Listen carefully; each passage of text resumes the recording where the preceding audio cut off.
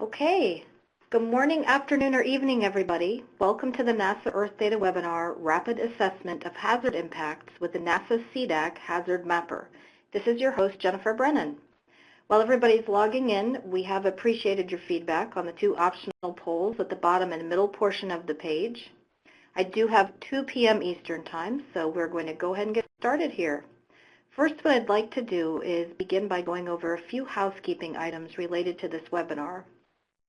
To ensure best audio experience, the conference has been placed in silent mode. So if you have any issues or you have any questions, please enter them into the Q&A pod located on the right-hand side of your screen. This works like a chat. The webinar will be recorded and posted to both our NASA Online Adobe Connect event catalog, but also to our NASA Earthdata YouTube channel within a few days of completion. And I do plan to provide these URLs to all of you at the end. All presentation files will also be available for download at the end of the webinar. As far as timing is concerned, this webinar is 1 hour long. We've allocated 45 minutes to the presentation and the live demonstration, with another 15 minutes for the Q&A period. After our speaker has finished his presentation, what we'll do next is we'll move to a final set of polling questions. As I mentioned earlier, you will have an opportunity to ask your questions throughout by using the Q&A pod. Questions will not be answered using the raising hand function. It has been disabled. So again, what we'll do is we'll take all the questions using the Q&A pod at the end. So what I'd like to do next is move to our agenda and also speaker introduction. We will start with an introduction and brief background regarding the development of the NASA SEDAC Hazard Mapper. We will then transition to a video demo of the SEDAC mobile app for iPhone and iPad. Architecture, layers, and key features and functionality will be discussed. From there, we will then move to an overview for the web version of the SEDAC Hazards Mapper. Again, our speaker will touch upon the architecture, layers, key features, functionality, and then finish with a live demonstration for the web-based version. It is my pleasure to introduce our speaker today, Greg Yetman, who is the Associate Director for the Geospatial Applications Division at CESN and works at the NASA Socioeconomic Data and Application Center, or SEDAC. So SEDAC is one of our 12 NASA Earth Observing System Data and Information System, or EOSDIS, Distributed Active Archive Centers, or DACs, that manage, archive, and distribute Earth science data as part of NASA's Earth Science Data Systems program, just to provide a little bit of context there. Okay, so without further ado, I would like to introduce our speaker, Greg Yetman. Greg?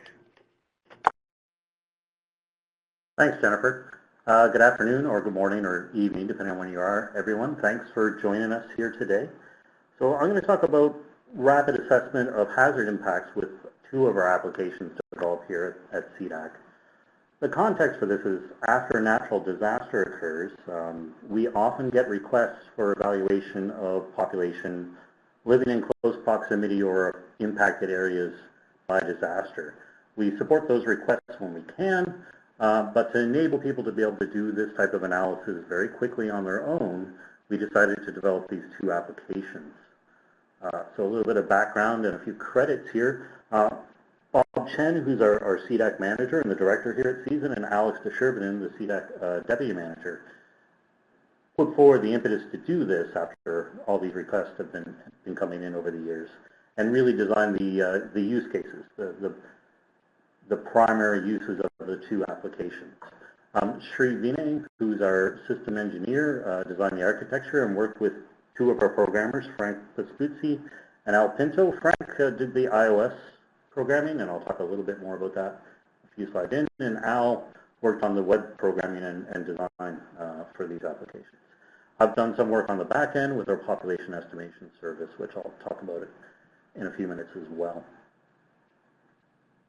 So SEDAC, as Jennifer mentioned, is one of the NASA data centers, and our mission is to develop and operate applications that support integration of socioeconomic and Earth science data.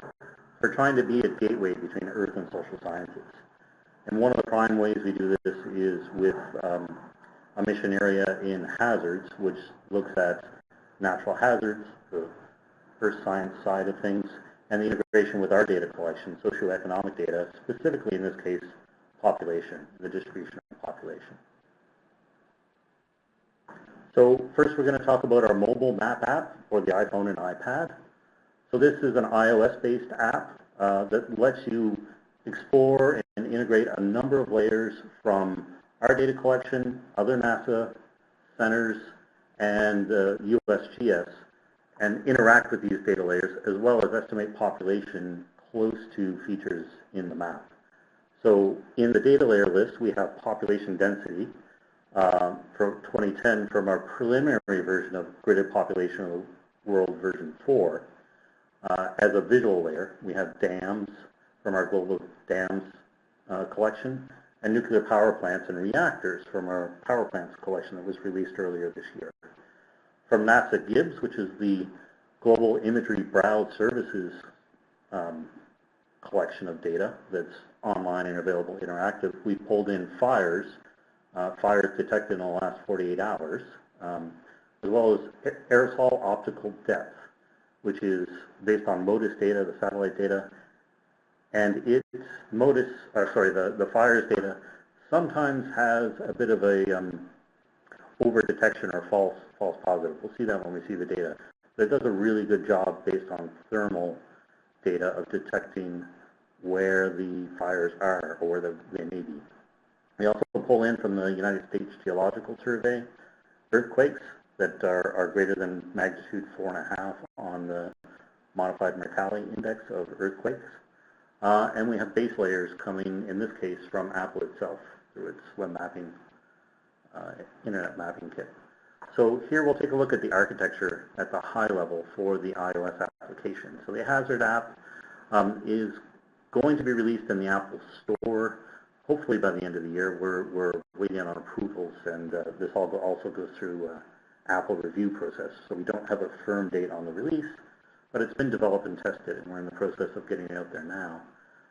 So the application, you see a screenshot in the middle, makes requests via web standards for data from various providers.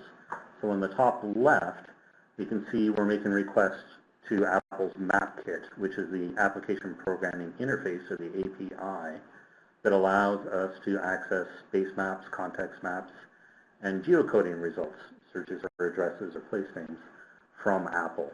Just below that, we have the NASA GIBS server, which has aerosol optical depth that we use in the phone, and we access that via the Web Map Tile Service standard. That is an Open Geospatial Consortium standard that lets you request base maps or static images of maps at many resolutions over the web.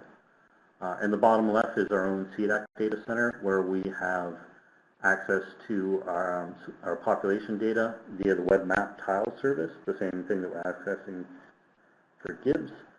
We also have dams and nuclear power plants as a service, but right now those are actually stored in the application for performance reasons. And then we access a web processing service, which is another Open Geospatial Consortium standard for doing data analysis on the web. And the web processing service that we've published lets you supply a polygon, an aerial unit, anywhere in the world, and then it returns a population estimate from our Gridded Population of the World data showing you how many people are estimated to reside inside of that polygon. On the right-hand side at the top, we have a web mapping service standard access to fire data from NASA's LANCE program. So that is another Open Geospatial Consortium standard for mapping. And as you can tell, as I go through all these standards, without the OGC standards and some of the other web standards, we wouldn't be able to put this application together and pull all these layers in a way that works really well. So these standards really help us combine data from the different centers. And then finally, in the bottom right, we have earthquakes coming from the United States Geological Survey. And the USGS has JSON, JavaScript Object Notation format earthquake data available as a feed. They have a particular flavor that's called GeoJSON, which is just standard JSON along with geographic locations in latitude, longitude. So that allows us to put the earthquakes for the last week on the map app. So The functionality we have built into the app includes population estimation, where we can draw a circle. In the iOS app, all we can do is draw a circle. We're not supporting irregular polygons yet, around an existing feature or in an arbitrary point. And then this will go to our population estimation service, and we get a population count associated with that circle returned to the user. We can do distance calculations, proximity calculations, so you can do a straight line distance between your current location and a feature, or an arbitrary location and a feature, like a nuclear power plant or a dam, or an earthquake event. And then finally, we have proximity monitoring. So the proximity monitoring allows you, if you're traveling with your iPhone or your iPad, you can, within the application, ask to be notified when you enter a circle around a feature, either an arbitrary point or a dam or an earthquake, a previous earthquake event, so that if you're traveling along, you enter this radius, you'll get a notification on your phone or your iPad that you've entered that area. And finally, the release plan I mentioned earlier, we're hoping to release this by the end of the year. We're waiting on approvals to get it out the door and then through the Apple approval process. So now I'd like to transition into a demonstration of the application. We've recorded a video that I'm going to narrate. So we'll start by launching the app, and the app will pop up here as I launch it on my iPhone. This is the iPhone version of the app. And we load a population layer for that. By tapping the locate the icon on the right screen, it pans to my current location. You can see it as the pin here. And I've zoomed in so you can get a better look at the population data.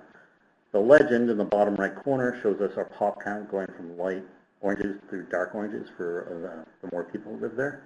And the layers menu in the top left shows the optional layers overlay. Right now we have population density. I'm going to turn that off when we go back to just our base map. So we have 3 base map options. We've got our standard one. You can switch to a satellite view, which shows you a natural color composite of the Earth. And it gets quite detailed. If we zoom in, we can see the location of the campus where we are today related to New York City.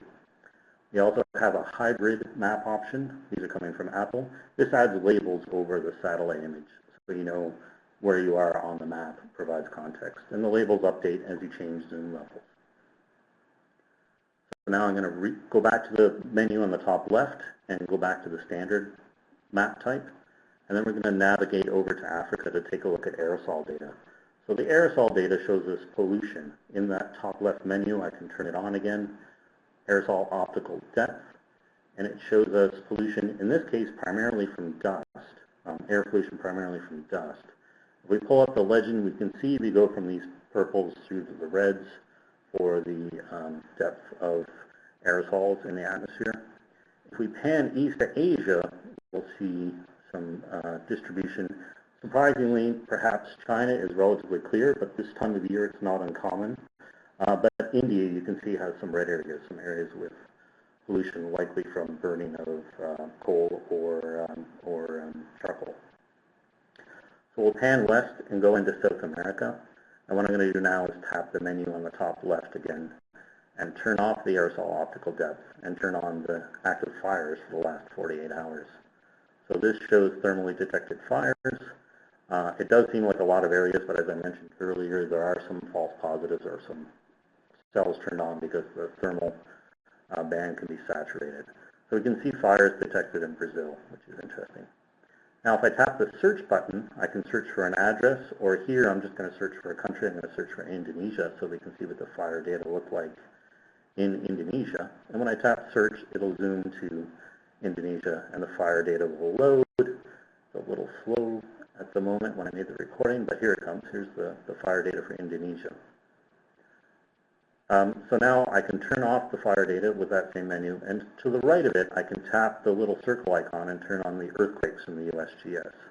So earthquake events pop up, and we can tap those individually and see a brief summary of where they are and what the magnitude was that was recorded for the earthquake events in Asia. We'll go back to the one to the south of Indonesia. I can tap on the info button, and we can see the menu that pops up. We have abilities to measure distances, draw a circle, do a population estimate, or in this case, I'm going to view the details. So the details for the earthquake takes us to the USGS page for that particular earthquake event with all the information the USGS publishes on the earthquake.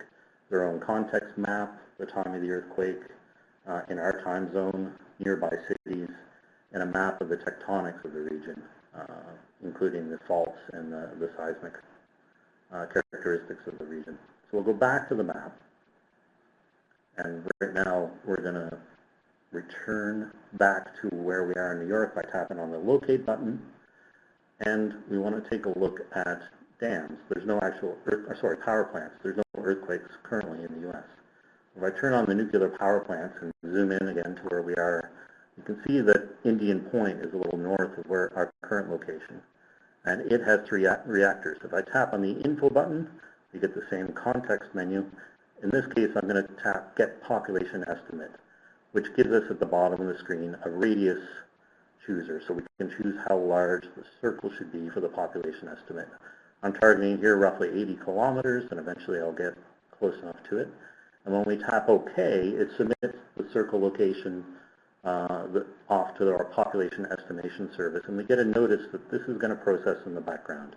It takes about 30 seconds or so, sometimes a little longer, but you can still interact with the application. I can tap on the Indian Point and pull up additional details. You can see a satellite image of where the reactor is situated, which for the U.S. especially is quite detailed. We can zoom all the way in and see the reactors. You can tap Info again on Indian Point, and we'll go into information on production. We can see that Indian Point 1 is in permanent shutdown. If we tap the top reactor, we get the megawatts of production over a series of years. When the population estimate is done, we get a pop-up that says it's ready. So we can click Show Me and go back to Indian Point in our circle and see that about 17 million people live inside this circle with a land area of about 18 million square kilometers. So that's our population estimate. With the same circle, or we could draw another one, another thing we can do is tap on Info and choose to monitor the region. So when I tap on Monitor Region, what happens is, you see the circle turns yellow. Now if I were traveling and I drove into this circle, I would get a pop-up notification that I've entered my monitor region. But of course today I'm at my desk, so we're not traveling. Now I'm going to turn on dams so we can look at some of the dam data. So you can see the green circles here that shows us dams from our global dams collection. And if we tap on those, we can see some basic information, just the name and the region it's in. But we can also tap on a dam and tap on the Info button, and again get that context menu, and look at more details, which pulls up our satellite image, information on the dam, its primary use, and its depth where available. So we'll go back to the map, and now we'll take a look at the bottom at the list view. So we have a list view for the features on the map. If we look at dams, by default, it's sorted by how close they are to us. We could also do a name search or sort by name. So we could select any of these dams and interact with it on the map. We can also look at our monitored regions. I set up a monitored region. It's here in the list. I can edit that and remove that because I no longer want to receive notifications. So I can delete the monitored region. When I delete the monitored region, I've also deleted the population estimate. If I hadn't deleted it, we'd see that population estimate here in the list of population estimates. But I deleted the circle feature that was associated with it. And there's one last functionality I wanted to show you with the dams. If you look at where we are with the purplish pin, one of the things I can do from a dam is calculate the distance from me. So it will, if I zoom in here, it will show us the distance between our current location in a straight line to the dam. So then I can tap on that, and tapping the Info button gives me the option to remove the distance marker just to declutter the screen. So that concludes the demo of the iOS app. We're going to transition back to some slides now to talk about the Hazards Web app, the Hazards Web Mapper, sorry. Yeah, so here we are with the SEDAC Hazards Mapper. So similar to the iOS application, this is a web app that allows us to interact with our population infrastructure data and natural disasters. So we have socioeconomic layers. Currently in the map, we're using our production version, Grid of Population World version 3, with population counts from 2005. This is the same source that's used for the population estimation service. We have additionally settlement points from the Global Rural Urban Mapping Project. which gives us settlement locations in detail for the world. The level of detail varies by country. We collected these from national censuses. So in some cases, there are settlements down to hundreds of people, but in most cases, there are settlements over 10,000 persons. We have the same infrastructure layers that we had in the app, the dams and the nuclear power plants. And then we've added in the natural disaster layers, we have the same fires layer and the same earthquakes layer that we did in the app, fires in the last 48 hours, and earthquakes greater than 4.5 magnitude for the last 7 days. But we've added flood and tornado warnings for the U.S. from NOAA. And then the base layers are different than they were in the app. So we have similar thematic base maps, aerial terrain, road map. We've added a toner base map, which is just a light gray base map. But these are coming from Esri rather than from Apple because we're using, in part, an Esri framework for the map app. Additionally, we've also added from GIBS, from a NASA source, the global water and corrected reflectance data from yesterday. So one-day-old reflectance data are available in the map. So here's the architecture with a screenshot of the Hazards Mapper. The Hazards Mapper is built on Leaflet and a JavaScript application, along with some components from the Esri JavaScript API. So the take-home from this is it's not an applet or an application that you need to install. To use the Hazards Mapper, all you need is a web browser and access to the internet, a relatively recent web browser that supports JavaScript, which is virtually all of them from quite a few years ago. So no download, no install, you can just run it with a browser. It can run fairly well on an iPad or a device like that as well. If you have an Android tablet or even an Android phone, you can run the web version. So we have our data sources arrayed to the left and the right. In the top left, here we're accessing Esri base maps via the web map tile service specification, and we're using the Esri geocoder for address searches. Again, this is a global geocoder, so you can use country names, city names, and even addresses for most countries in the world to locate yourself or locate an area on the map. Just below that on the left, we have the NASA GIBS server where we're pulling aerosol optical depth, the global water layer, and corrected reflectance, which is the MODIS image from the day before for the world with a few little holes, and that's being done again through web map tile service specification. In the bottom left, we have our SEDAC data services. We're using web feature service. Actually, we're using a JSON output option for the web feature service. But for the dams and the nuclear power plants, for performance, that's again being stored directly in the JavaScript application, similar to the app. We pull our population counts for 2005, our settlement points via the web mapping service, WMS standard, and our population estimates are done via the web processing service. In the top right from NASA Lance, we're pulling the fires data again. And just below that, we're pulling warnings for floods and tornadoes from NOAA. And that's a NOAA service that's only available for the United States. In the bottom right, again through JSON, the GeoJSON that the USGS puts out, we have earthquakes for the last 7 days. So the major functionality in the Hazards Mapper is the ability to do population estimate. You can use a circle like you can in the app, but additionally you can define multiple circles or arbitrary polygons, multiple areas that you want population estimates for. You can also modify them once you've created them in the web application. Right now, the pop estimation, similar to the app, or the same as the app, is using GPW version 3, which is data for 2005. In the near future, we're releasing our beta version of Gridded Population of the World version 4. Once that's out there as a service, we'll be pulling those population data, which will give you an estimate for 2015. The estimate is also, or the population data for GPW version 4 is also spatially more detailed than version 3. So we've done some custom styling in the web application. We have hundreds of thousands of points in our populated places, our settlements layer. So we're showing you different levels of detail depending on how far you're zoomed in. And we've added the ability to, or not the ability, the function to cluster dams. And we'll see that when we see the demonstration, so that when you're zoomed out, you don't just see a map of dams. They get clustered based on the zoom level you're at. Similar to the app, we also have power output for our dams being visualized in a chart. Sorry, for our power plants, not for our dams. And version 1 of the Hazards Mapper was released over the summer or in the late spring, and it's been being used all year. So now we'll move to a demonstration of the Hazards Mapper, and we're going to run this live, so hopefully everything cooperates today.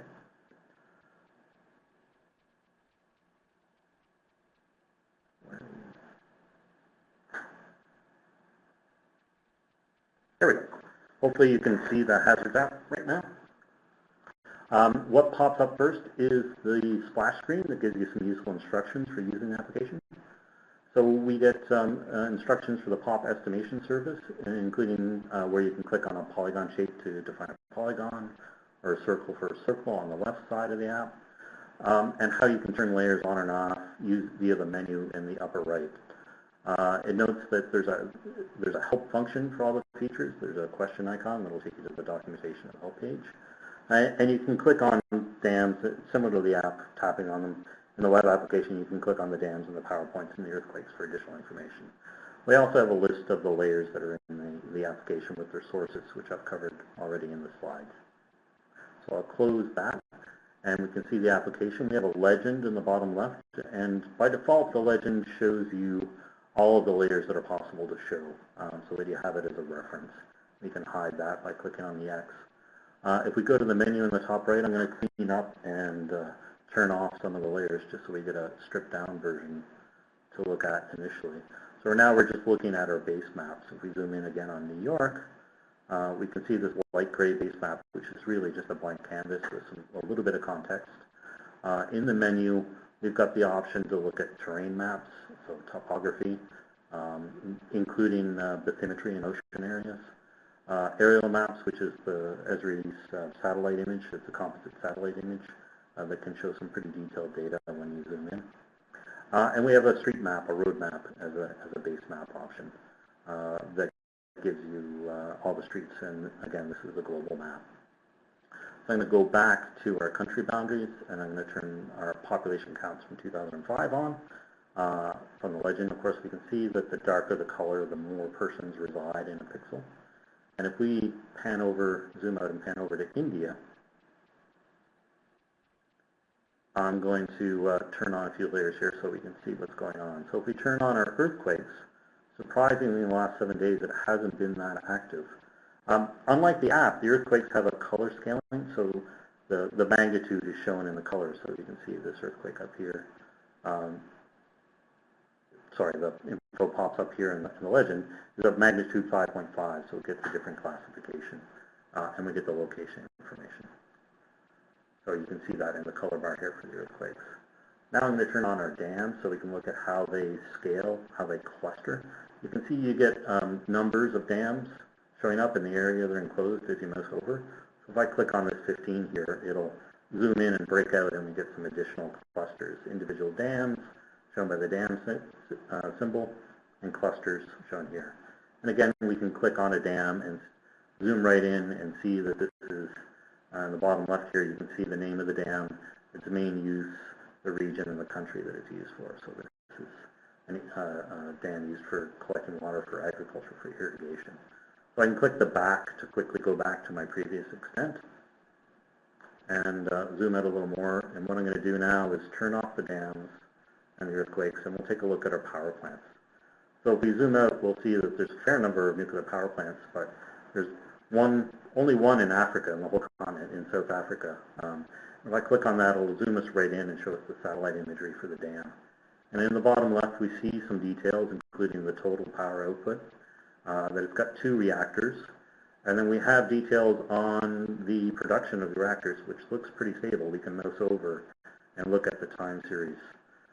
So we can see the total production for 2012 is 1830, which is 930 megawatts from reactor 1, 900 megawatts from reactor 2. This is the most recent data we have from 2012. So that's details on the power plant. As we zoom back out, we'll see the population data turns back on by default. And we can see we're just north of Cape Town in South Africa. So what I'm going to do is create an arbitrary polygon so that we can estimate population within the polygon. So I can draw a polygon just by pointing and clicking around Cape Town to get an idea of what the population to the south of the reactor is. And I'll double click, and this submits to the population estimation service the polygon to estimate the population. While that's churning on the pop estimate, if we go back, we can see a lot of power plants in North America. And I'm going to turn on our settlement points so we can see some of the scaling. Here you can see it's fairly detailed data, but there's not a lot of settlement points at this scale in western Pennsylvania. As we zoom in, more and more points get turned on for smaller settlements. So we'll see the detailed data available in the U.S. for settlements. Again, this varies by country. So our pop estimate is finished, so it zoomed us back to the Cape Town area where I drew the polygon, and we can see that we have a 2005 population estimate of 2.8 million persons, and the land area for 4,200 square kilometers. Note that the land area is actually the land area according to greater population of the world. These areas in the ocean that are part of the polygon aren't included in the land area calculation. So we've excluded permanent water, ice, and ocean areas from the land area calculation. One of the things we can do is, if you look at the settlements, we could decide, well, perhaps I should have included these two settlements to the north. We could modify our polygon. So we can click on the shape, modify the polygon with this Edit Layers button here on the left. I clicked the wrong button initially. So we can see the vertices that make up the polygon, what outlines it, and we could drag these and change them so that we get an updated geometry and include more settlements. And when I click Save, it will submit the updated polygon geometry to our population estimation service and do a new pop estimate. So next we're going to look at, while the population estimation goes on, we're going to look at some more of the layers and the layer, via the layer menu on the top right here. So I'm going to turn off our population data, our settlements. And what I'm going to turn on is our, actually I'm going to change our base map, our context map, to corrected reflectance. So this is reflectance from MODIS as measured yesterday. So it's been corrected to show raw reflectance, and we can see the clouds and the arid areas and the green areas in South Africa, which is interesting. Our pop estimation is finished here. We can see that we went up about 600,000 people to 2.9 people, and we've included more land area in our pop estimate. One of the other things we can do is delete that from the map results. We could leave it in as well. We're going to delete it off. So if we zoom out, we'll get an idea of where the previous day corrected reflectance. There are some holes in the data. This is just the nature of daily satellite data. But if we zoom into the upper Amazon here, we can see the water areas. I'll cancel this so my mouse goes back. We can see the water areas in the upper Amazon. One of the things we can turn on is the 250-meter resolution water map, which is based on MODIS. So this is permanent water derived from MODIS classification, shown in highlighted in the high blue.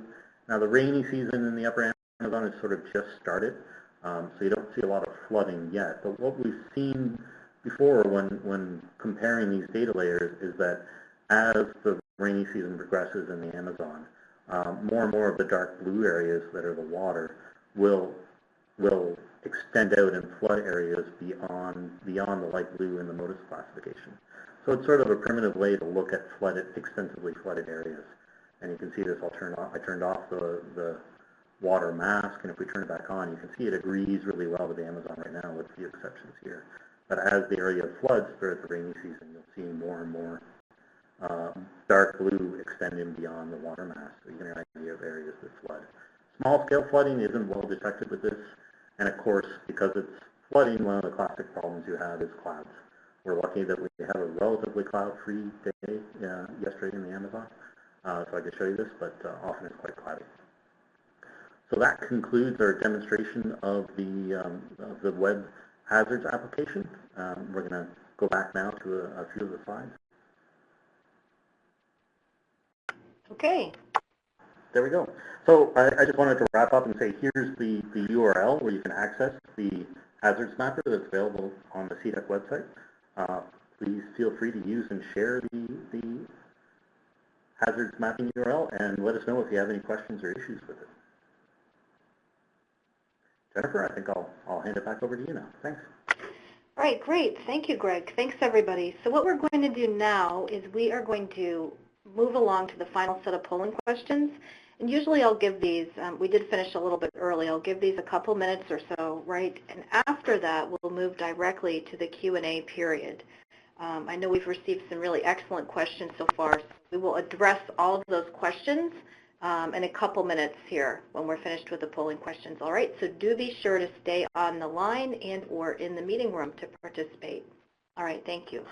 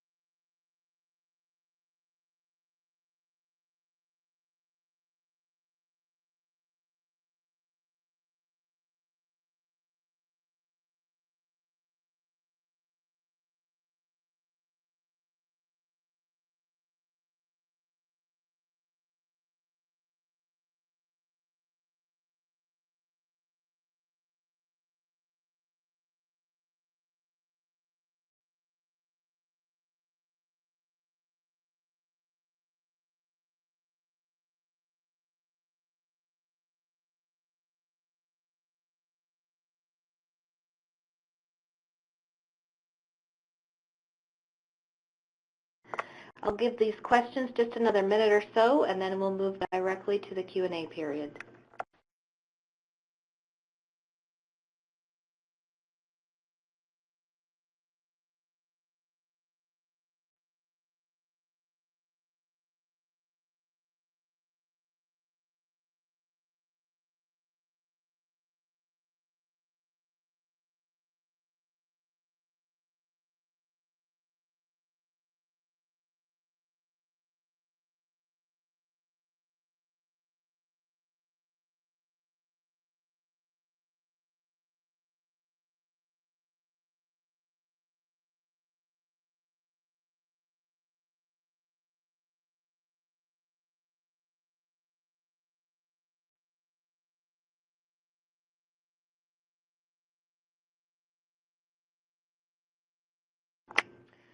Okay, everybody, we are going to now move to the question and answer period. I do want to say just a couple of words before we jump right into that. First, in the lower right-hand corner of your screen, you can see that I have uploaded the not only the agenda, but also in PDF form and in PowerPoint, the presentation from today. Okay, so if you were to left-click on any of those files, you would be prompted with an option to download the file. Okay, and after the Q&A period, I will leave the virtual meeting space open for those of you who might be interested in doing so after the fact, okay? And the second thing I wanted to say is that this webinar will be posted not only to our online Adobe Connect catalog, which can be found at the tinyurl.com Earthdata webinar, but also can be found on our NASA Earthdata YouTube channel. That'll take me a couple of days. So by the end of the week, you should see this recording on YouTube and also at the the online catalog. I should note that the only way you would be able to download the presentation files in a couple of days would be to go to the online catalog. The file share pod is not a persistent feature once it has been posted onto YouTube. All right, so with that, let's go ahead and jump up to some of our questions that we had here. If you could give me a moment, I would like to locate our first question. Please bear with me. We have had a lot of feedback, which is wonderful. Okay, so Greg, the first question is, how often do you update the population data? Sorry, could you repeat that, Jennifer? How often do you update the population data? Oh, gridded population of the world is updated usually on or we aim for a 5-year cycle. So it's based on national census data, which is generally around decennial census. You know, it's 2000, 2010 for Canada, 2001, 2011 for a lot of Commonwealth countries, and then other countries vary. So right now we're producing version 4, and then sometime over the next that'll include 2015 data with estimates out to 2020. And then in 3 or 4 years, we would expect to have a version 5, start work on a version 5 for the round of 2020 censuses. Okay, wonderful. Thank you. The next question is, what else is coming for post-event flood determination? I recall there was a new satellite product coming for that. Yeah, I wonder if that's SMAP, the soil moisture satellite. I don't know directly what's coming for flood detection post flood event. I know it's really common to see radar data products, in part because they can see through cloud. So I know the European Space Agency has a new radar sensor, and the RadarSat does some work like that. But we don't know of anything in the pipe for regular detection of floods or regular flood mapping post-flood event. Everything seems to be pretty ad hoc. So I haven't looked closely at SMAP, the soil moisture mission, and what they'll be doing with floods. So that's one space to check. Yes, and Brandon, I will actually follow up with you offline with some information about the data products that are currently available from SMAP. There are a number of radiometer products that are available, and they're available through our NASA NSID SEDAC, with more coming in the future. So I'll shoot you an email with some further information, okay? The next question is all of this data open source, or is some of it proprietary? All of the data from SEDAC is open. Some of it is based on proprietary information. We purchase some of the census data, for instance, but where we do, we gain permission to redistribute the derived product, that is the population estimates. And then the other data we're pulling from the USGS, from GIBS, from LANCE, those are, as far as I know, all open data. They are open data services, and I'm pretty sure they're unrestricted data for redistribution. The short answer is yes. Okay, thank you, Greg. The next question is, for dams, do you plan on including inundation maps? We don't have a plan right now for inundation maps with dams. No, I don't know of a source of it. I should, yeah, I'm not even sure where to check if anybody has anything like that. And Jennifer, if you don't mind, I'll go back to the previous question about open data. The one thing I failed to mention is that the base maps from Apple and from Esri are proprietary for use by under license. We use those under license, but there's no charge for accessing them in the application. There's no restrictions for using them within the application for setting context for the maps.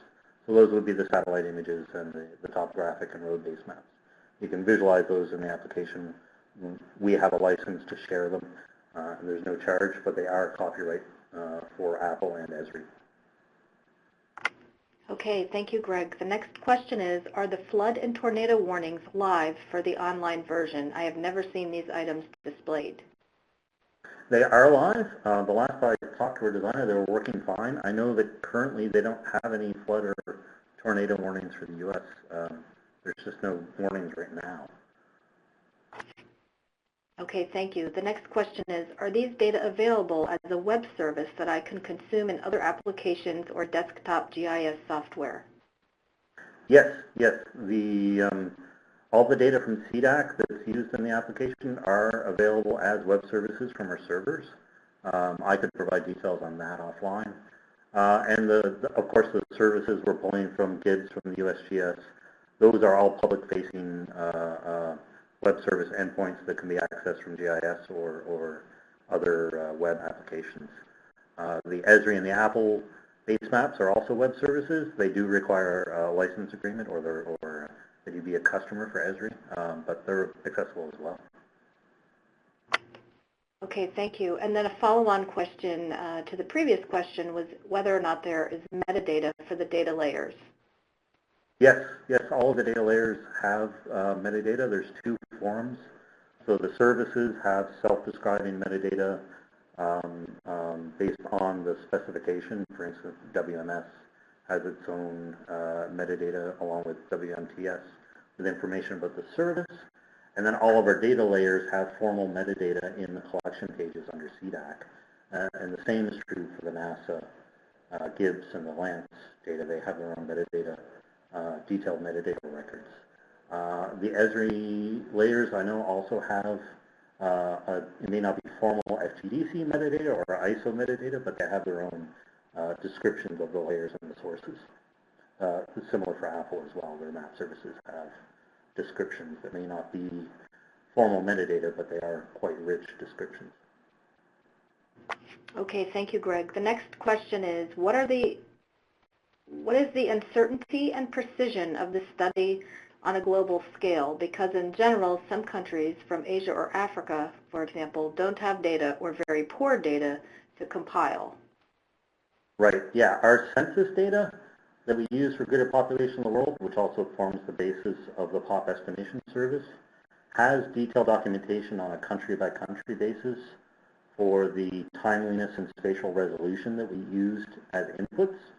Additionally, not in the hazards application, but when you access the web service of the POP estimation service from GIS, which is possible, or other software, you can get a measure of data precision as part of the service. What we return is if you draw a polygon and you want a population estimation, you get the population estimation, the land area, like I showed in the application. But additionally, you get a mean administrative unit area measure, which is a measure of the size of the census units that were used to predict population resident in the cells inside of your estimate area, inside of your study area. So we have a quality measure at the analysis level, and then we have detailed country-by-country data on, or documentation on the level of detail and how many census points in time we use to estimate population. Okay, thank you, Greg. And it might be important for me to note at this point before we continue forward that for all questions that have been captured in this Q&A pod, the log of the questions will be sent to our speaker. So if any of the questions require any offline follow-up, that would not pose an issue at all because he will have, Greg will have the information. And certainly feel free to email any follow-up questions, and I will forward them to Greg should you think of something in the days to come, okay? So the next question is, can a hazard file and shapefile format be imported into the SEDAC online to extract the population at exposure? Right, I understand, yeah, I understand the question. We've experimented with that capability, but I don't think we've exposed it publicly yet. So that's something to stay tuned for, and I can follow up offline with details on your use case. The other possibility is that our POP estimation service is available for use from ArcGIS desktop. You can connect directly if you're an ArcGIS user, an Esri GIS user. There's also a plugin for QGIS, which is an open source GIS software, where you can connect directly. And through either of those software packages, you could take your local shapefile, upload it to our server. There is a feature limit, I believe, of 1,000 features, and then get the population estimate for all of your polygons in your shapefile returned directly to your GIS. Okay, thank you for that answer. The next question is, does the application estimate spatial demand in the wake of a disaster? And if so, how? Right now, no, we don't have any models for estimating demand, whether it be casualties or economic damage or requirements for disaster response. We haven't reached, in our web models, we haven't reached that level. We've had work with partners in the past on estimating economic impacts of disasters, but that's not incorporated in the model tools we have available right now. Okay, thank you. And the next question, actually, can you confirm your email address and I'll type it into the pod here, Greg? Yeah, sure. GYETMAN at season.columbia.edu. And season is CIESIN. And I have now typed that in, Danielle. And also that information, I believe, is contained within the presentation, the last slide. So the next question is, what is the temporal resolution of the MODIS aerosol optical depth data? Daily, monthly, yearly? Oh, the MODIS data is the previous day. The service we're pulling into the MODIS aerosol data that we're pulling into the applications. It's the previous day. And while that is true for the specific application, there are near real-time aerosol optical depth products available from Lance, Yuri. If that's something that interests you, I can follow up offline. Yeah, I should also add we have a downloadable product of PM 2.5, which is derived from optical aerosol depth, but has some additional modeling. We've worked with Dalhousie University, who's done the research on that. And that, I believe, is it's a multi-year archive. I can't remember if it's a decade or less. Roughly a decade of data on annual basis, I believe it is. Or it might be a 5 or 10, 2-year. It's a two-year record of PM 2.5, which is particulate matter less than 2.5 microns in size, which is important for health. Has negative health outcomes when you're exposed to too much of it. And that's available on the SEDAC website. Okay, great, thank you. And the next question is on the same topic. Is the aerosol optical depth service accessible by other apps? Yes, it's a public-facing endpoint. I don't know the URL of it off the top of my head, but I can definitely get it and send along if somebody wants to email me to get it. Okay, thank you. The next question is, what are the additional socioeconomic variables likely to be added? We're likely to add in the near future age, an age breakdown, as well as sex ratio. So you'll be able to see male, female, and then age categories. For the global services, it's likely to be broad age categories, that is school age, working age, retirement age. For many countries, we have 5-year age data that we're working on creating a global model of, but unfortunately, we can't get that everywhere. We'd like to add a measure of income or poverty, but that project, sort of the update for our poverty layers, which are indicators of poverty rather than direct income measures, is only in the early stages, so I'm not sure on the timing for looking at poverty. But that's definitely a factor in vulnerability. And we'd be interested to hear what would be most useful for users to add for socioeconomic variables in an application like this. Definitely be good to hear on what people think would be valuable additions for that and for functionality. Okay, thank you, Greg. The next question is the code of the platform open source, and if so, is it available in GitHub or anywhere else? I would have to check on whether it's open or not. It's one question I didn't anticipate.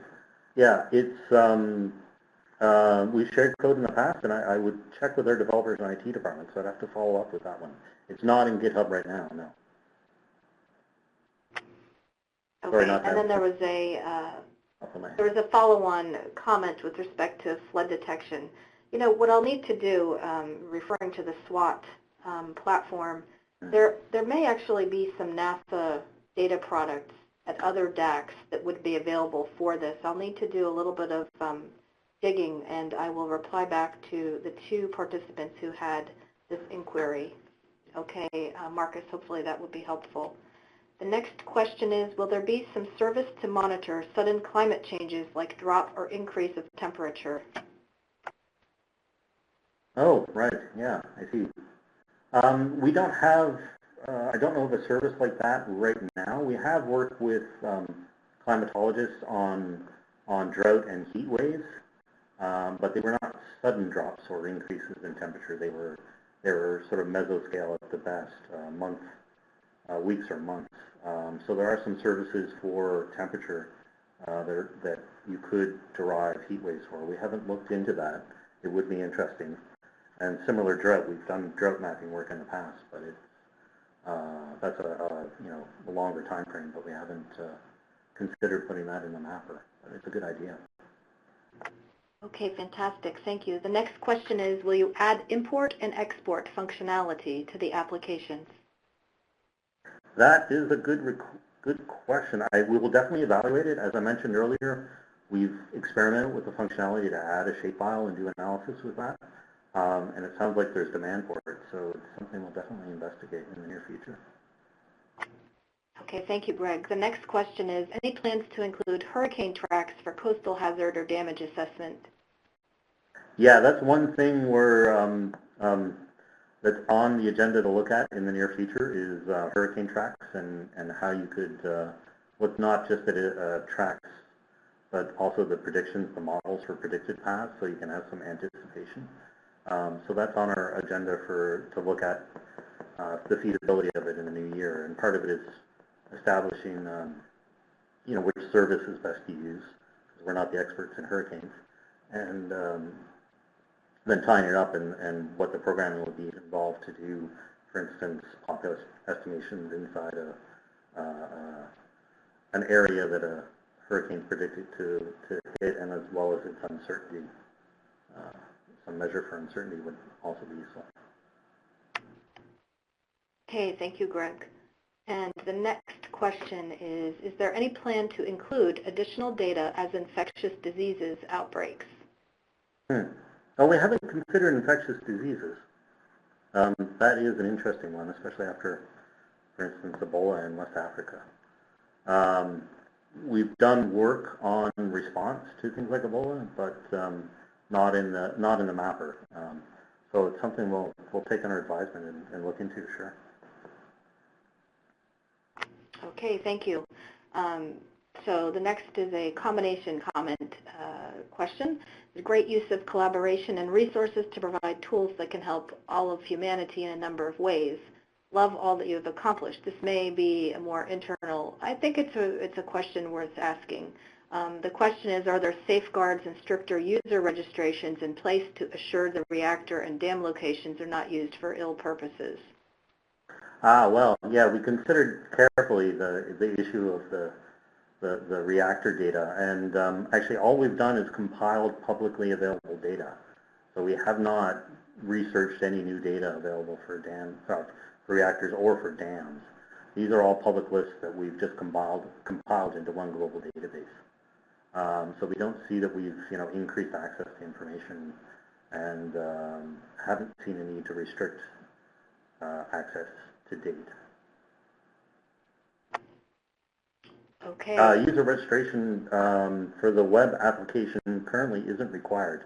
We do have user registration for data download, so when you want to access any of our data collections, like our Good Population of the World data, there's a NASA SEDAC user registration requirement, but that is not required for the hazards application right now. From what we understand, it's not something that we normally do for any of our web applications, actually. Only for data download. Data download does require a user registration. And an important point to add, for those of you who may, what's called a URS account, and if you already had, for example, a user registration, you would be able to use that same information to log in and order data from other data centers as well. Okay, so that's something to consider. The next question is, so data can be redistributed without licensing fees? Also, is there a way to get shapefiles in fully for use in analysis or repackaged? With our data, I think GPW version 3 has a no redistribution without prior permission restriction on it. and that actually comes from some of our data providers. But version 4, we've been able to lift that requirement. So you can download the data and use it and redistribute it as well. For the NASA data, I believe there are no the other NASA data, I believe there are no restrictions on redistribution. A lot of the data are raster, so you won't get shape files, but for the dams and for the nuclear power plants, those are available as shape files for download. And I'm pretty sure there's no restriction on redistribution as well on those. Yeah, no, yeah, so you can use them internally, and you can redistribute them as well. And you got an offer here to speed up the web-based version from one of your participants who said, looking at the markup, you could follow up offline with this one. Yeah, that'd be good. I can put you in touch with Al, our web designer who's working on it. I think he hasn't done all of the optimization, in part because the client's in production, but we've been making small tweaks as we go, so he hasn't run it through a code optimizer, for instance, I know, like a JavaScript code optimizer. If you're not familiar with that, it doesn't really matter. It won't make a difference as an end user. It just makes it slightly faster to load. Okay, great. Thank you. The next question is, are there historical data sets which may be activated to look at hazard, time series, or evolution? Well, that's a good question. I'm not sure that these applications would be the best framework to look at that. We do have a collection of hazards data that goes back in time. Not the time series varies, and we've worked also with the Global Facility for Disaster and Risk Reduction at the World Bank, which has, I'm trying to remember the name of the data collection. They have a data collection that includes historic cyclones, earthquakes, flood data that varies from a 30-year time frame to 2,000 years, depending on the data. So those data are available in historic format from us or from partners we've worked with before, and I can share URLs for those. But we haven't considered how to put them in a web framework like this, in part because it would be a lot of data, and this is really designed for immediate response to help people dealing with a disaster right now or planning for a disaster in the near future. Okay, thank you. The next question is, have you compared GPW with other population data such as Landscan and WorldPop? Do you provide similar number of people, or are there significant differences? Yeah, we've actually we haven't done comparisons with Landscan recently, in part because it's a commercial product, so we don't have a license for it. But there are a few published papers on comparing GPW, GRUMP, Landscan, and we've worked with the group that does WorldPop to, where we can, share input data sources. So the inputs often are similar, though WorldPop uses more modeling. One of the reasons we use GPW is that it is global, where WorldPop is right now Africa, Asia, and Latin America only. And Oak Ridge's product, again, is a commercial product, so I don't think we would have permission to use it in this kind of framework like the POP estimation service. So that's a couple of reasons we're going with GPW. And we have done comparisons. I can provide references on that, or our partners have.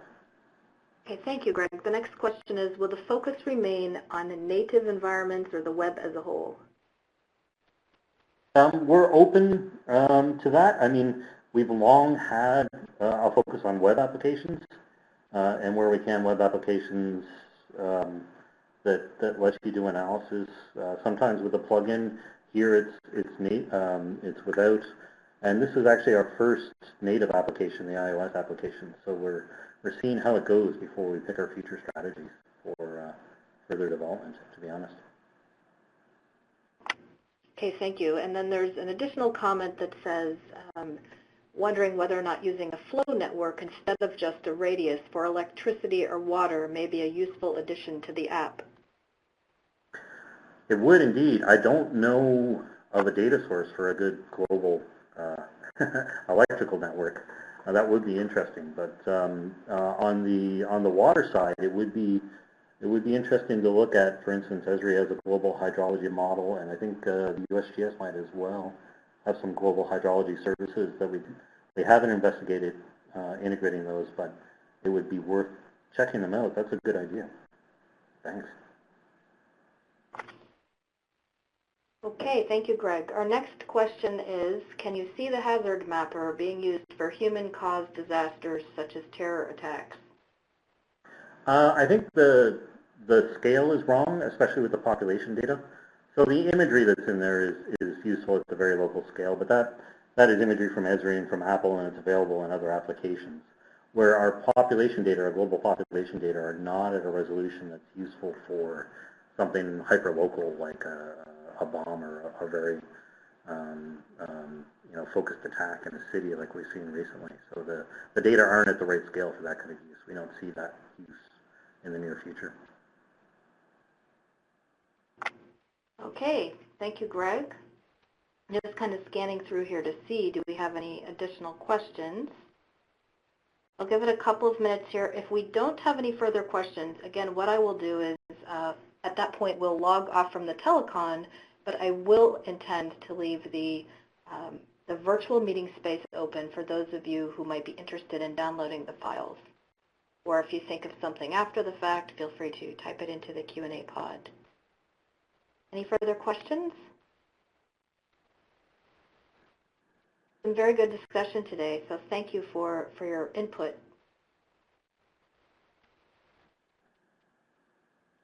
Yes, thanks very much. This is a lot for us to think about, a lot of good feedback. All right, thank you. If there are no further questions, again, I'll give it a few more seconds, and we will go ahead and log off from the telecon. And I thank all of you for your participation today. You should expect to see the webinar, you're welcome, online within the next couple of days onto the YouTube channel, as well as to the online catalog, which again is listed on the slide here to the left. All right, well, thanks everybody. At this particular point, we will log off from the telecon, and I hope to see you again sometime. All right, thank you. Thanks. Bye, everybody.